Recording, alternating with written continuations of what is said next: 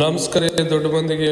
ಬನ್ನಿ, ನಾವು ಬೆಂಗಳೂರಿಂದ ಧರ್ಮಸ್ಥಳಕ್ಕೆ ಹೋಗೋಣ ಅಂತ ಪ್ಲಾನ್ ಮಾಡಿಕೊಂಡು ಸ್ವೀ ಅಂತ ಮೆಟ್ರೋ ಹತ್ರ ಬಂದ್ಬಿಟ್ಟಿದ್ದೀನಿ. ಮೆಟ್ರೋ ಬಂದ ತಕ್ಷಣ ಮೆಟ್ರೋನೇ ಬಂದ್ಬಿಡ್ತು ಗುರು. ಸೊ ಇನ್ನೇನು ಮೆಟ್ರೋ ಒಳಗಡೆಯಿಂದ ಹತ್ತಿ ಕೆಳಗಡೆ ಇಳಿದು ಎಲ್ಲೋ ಲೈನ್, ಪರ್ಪಲ್ ಲೈನ್, ಯಾವುದ್ಯಾವುದೋ ಲೈನ್ ಚೇಂಜ್ ಮಾಡಿಕೊಂಡು ಕಾಯಿನ ಹಾಕಿ ಆಚೆ ಹೋಗಿ ಸ್ವೀ ಅಂತ ಮೆಜೆಸ್ಟಿಕ್ಗೆ ರೀಚ್ ಆಗ್ಬಿಟ್ಟು. ಸೊ ಮೆಜೆಸ್ಟಿಕ್ಗೆ ರೀಚ್ ಆದೆ ನೋಡಿ. ಬೆಂಗಳೂರಲ್ಲಿ ನೈಟ್ ಹೊತ್ತು ಮೆಜೆಸ್ಟಿಕ್ ಹೆಂಗಿರುತ್ತೆ ಅಂತ ನಾವು ಹೋಗ್ಬೇಕಾಗಿರೋದಲ್ಲಿ ಕಾಣಿಸ್ತದೆ, ಹೋಟೆಲ್ ಸಲ್ಮಾನ್ ಹೋಟೆಲ್ ಹತ್ರ. ಸೊ ಹಂಗೆ ಒಂದು ಕ್ಯಾಪ್ ಹಾಕ್ಕೊಂಡು ಸರ್ಪ್ರೈಸ್ ವಿಸಿಟ್ ನಮ್ಮ ಮಾಮು ಸಿಕ್ಬಿಟ್ರು.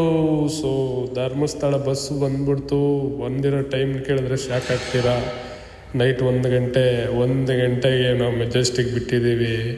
ಹಂಗೂ ಹಿಂಗೂ ಮಾಡಿ ಬೆಳಿಗ್ಗೆ ಸೈ ಅಂತ 7:30-8 ಗಂಟೆಗೆ ಧರ್ಮಸ್ಥಳ ರೀಚ್ ಆಗಿಬಿಟ್ಟಿವಿ. ರೀಚ್ ಆಗಿ ಇನ್ನೇನು ದೇವಸ್ಥಾನಕ್ಕೆ ಹೋಗಬೇಕು. ಅದಕ್ಕೂ ಮುಂಚೆ ನಾನು ಮುಡಿ ಕೊಡಬೇಕಿತ್ತು. ಟಿಕೆಟ್ ತೊಗೊಂಡು ಮುಡಿ ಕೊಡೋಕ್ಕೆ ಲೈನಲ್ಲಿ ನಿಂತ್ಕೊಂಡೆ. ಮುಡಿ ಕೊಡಬೇಕು ಅಂದರೆ ಅಷ್ಟು ಕೊಟ್ಟೆ. ಅಷ್ಟರಲ್ಲಿ ಎಲ್ಲ ಮುಗಿಸ್ಕೊಂಡು ಸೀದಾ ನೇತ್ರಾವತಿ ನದಿಗೆ ಬಂದು ನಮ್ಮ ಮಾವ 3 ಸರಿ ಮುಳುಗಿ ಎದ್ರು. ಸೊ ಆಮೇಲೆ ನಾವು ಇರೋದು ಹೇಗೆ ಅಂತೀರಾ ನೋಡಿ ಹೀಗೆ.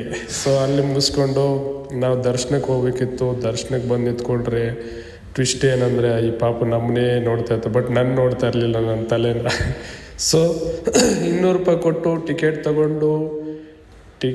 ತಗೊಂಡು ಅಲ್ಲೋಗಿ ಅಲ್ಲಿಂದ ನಾವು ಒಂದು ದರ್ಶನ ನೋಡೋಕ್ಕೂ ಮುಂಚೆ ಲಾಕ್ ಮಾಡಿದರು. ಲಾಕ್ ಅಂದರೆ ಒಂದು ರೂಮಲ್ಲಿ ಹಾಕಿ ನಮ್ಮನ್ನ ವೆಯ್ಟಿಂಗ್ ಲಿಸ್ಟಲ್ಲಿ ಇಕ್ಕಿದ್ರು. ಸೊ ನೋಡ್ತಾ ಹೊಟ್ಟೆ ಹಸಿತಾ ಇತ್ತು. ಅಲ್ಲಿಂದ ಸೀದಾ ಊಟಕ್ಕೆ ಬಿಟ್ಟರು. ಊಟ ಮಾಡಿಕೊಂಡು ಪ್ರಸಾದ ಸೇವಾ ಎಲ್ಲ ಮುಗಿಸ್ಕೊಂಡು ಅಲ್ಲಿಂದ ಸೀದಾ ನಾವು ದರ್ಶನ ಮುಗಿಸ್ಕೊಂಡು ಬಂದಿದ್ದೆ ಕುಕ್ಕೆ ಸುಬ್ರಹ್ಮಣ್ಯ ಬಂದು ನಾವು ಅಲ್ಲಿ ಹೊಟ್ಟೆ ಹಸಿತಾ ಇತ್ತು. ಏನು ಮಾಡ್ಬೇಕಂತ ಗೊತ್ತಾಗಿಲ್ಲ. ಗೋಬಿ ತೊಗೊಂಡು ಅವನು 2 ಪ್ಲೇಟ್ 1 ಪ್ಲೇಟ್ ಕೊಟ್ಟಿದ್ದ. ತಿನ್ಕೊಂಡು ನೋಡಿ ಮಾಮು ಹೆಂಗಿದೆ ಕುಕ್ಕೆ ಸುಬ್ರಹ್ಮಣ್ಯ ಅಂತ ಹೇಳ್ಕೊಂಡು ಅಲ್ಲಿಂದ ದರ್ಶನ ಮುಗಿಸ್ಕೊಂಡು ನೈಟ್ ಹತ್ತಿದ್ವಿ ಬಸ್ಸು. ನೈಟ್ 8 ಗಂಟೆ ಬಸ್ ಹತ್ತಿ. ಸೊ ಬಸ್ಸಲ್ಲಿ ಯೋಚನೆ ಮಾಡ್ಕೊಂಡು ಕೂತ್ಕೊಂಡಿದ್ರು, ಏನು ಇಲ್ಲಿ ವ್ಯವಸ್ಥೆ ಹಿಂಗಿದೆ, ಏನು ಇದು ಧರ್ಮಸ್ಥಳದಲ್ಲೂ ಕೂಡ ಆ ಥರ ಇದೆ, ಇಲ್ಲಿ ಕೂಡ ಆ ಥರ ಇದೆ. ಅಂದರೆ ತುಂಬ ರಶ್ ಇರುತ್ತೆ. ಅದನ್ನು ಇನ್ನೊಂದು ಚೂರು ರೂಲ್ಸು ರೆಗ್ಯುಲೇಷನ್ಸು ಇನ್ನೊಂದು ಸ್ವಲ್ಪ ಚೇಂಜ್ ಮಾಡಬೇಕಿತ್ತು ಅನ್ನೋ ಥರ ಅವರು ತುಂಬ ಡೀಪಾಗಿ ಯೋಚನೆ ಮಾಡ್ಕೊಂಡಿದ್ರು. ಬಟ್ ಆದರೂ ಓಕೆ, ಸ್ಯಾಟಿಸ್ಫ್ಯಾಕ್ಷನ್ ಆಗಿದೆ ಬಂದಿರೋದಕ್ಕೆ. ಸೊ ಅದಾದಮೇಲೆ ನೋಡಿ ನನ್ನ ಗೆಟಪ್ಪು ಹಿಂಗಿತ್ತು.